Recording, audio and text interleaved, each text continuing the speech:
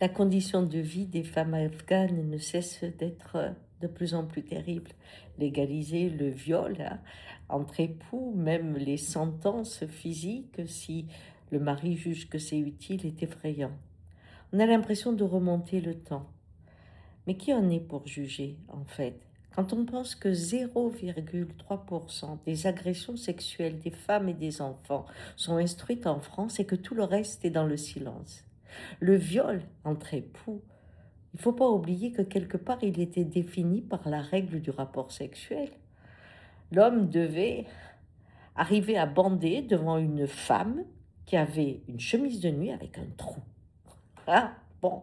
Et si elle s'agitait, c'était une salope, il fallait la virer. Et donc les seuls qui avaient le droit de faire semblant, c'est-à-dire de pousser des cris, de se montrer, etc., c'était les putes. Les femmes qu'on appelait de joie à l'époque. Le nom est tout un poème. Mais bien, donc le devoir conjugal était pour l'un comme pour l'autre une mise en scène extrêmement violente.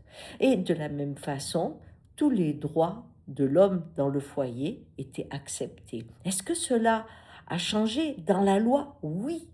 Dans l'application, aujourd'hui, le nombre de féminicides est énorme.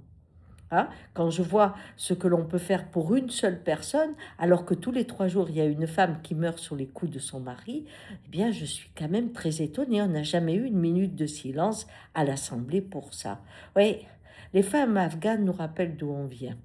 Et c'est ça qui est terrible, quand on permet à la moitié de la population de posséder comme un objet l'autre. Mais peut-être aussi parce que cette même moitié est elle-même possédée par les plus hauts qui l'utilisent pour aller à la guerre ou faire autre chose. Ouais, tout est affaire de pouvoir. Quand l'homme cessera d'être un objet qui deviendra vivant, peut-être alors les règles seront appliquées et le respect pour chacun interviendra dans les foyers.